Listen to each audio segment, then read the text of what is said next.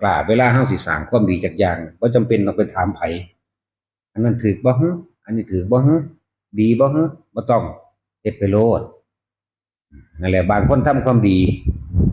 เวลาซอยเหลือคนแอบทำย้านเขาว่าย้านคนเลวให้ค่าว่าบ่ดีแต่ว่าบ่ได้เชื่อตัวเองว่าสิ่งนี้นี่กระทำลงไปแล้วเฮ็ดให้เจ้าของเกิดความสบายใจสงบใจบ่กังวล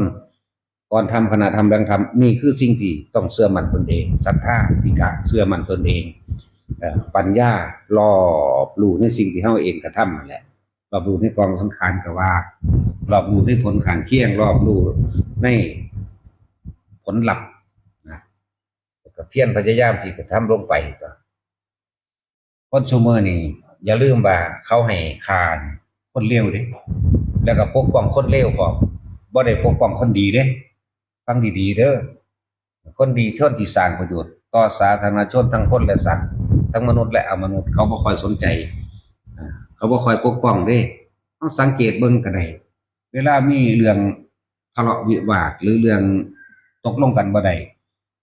สมมุติว่าเป็นหน่วยงานส่วนกลางลงมาแล่นหาคนเลวก่อนแล้วก็คลุกคลีอยู่กับคนพวกเลวๆพวกสารเลวก่อนเด้บ่ได้เข้ามาหาคนดีเด้คือไปไปเอาใจเขาโอ้ยเห็นด้วยกับเพิ่นซ่าจังซี่แหมเอาเบิ่งโลดเวลาตำรวจจับคนเลวนี่ปกป้องคุ้มครองขนาดเนาะกันไว้เอาใส่รถเวลาเขาสิลุ่มจังซี่โอ้ยบ่แม่นธรรมดาเด้นี่คือความจริงเด้ที่พวกเฮาเห็นอยู่นี่แหมตามันเห็นเป็นรูปธรรมอยู่เนาะคือกรณีของพวกเฮาคือกันหน่วยใดลงมาหุ่นแล่นไปหาพวกสารเลวก่อนเด้พวกบ่รู้จักว่าอันใดเป็นโทษได้เป็นประโยชน์แล่นไป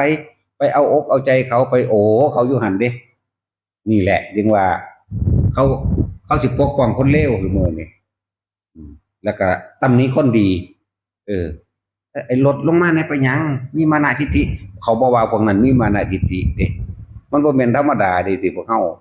เห็นอยู่ซุมื้อนี้เนาะนั่นแหละเป็นจังซั่นนี่คือความ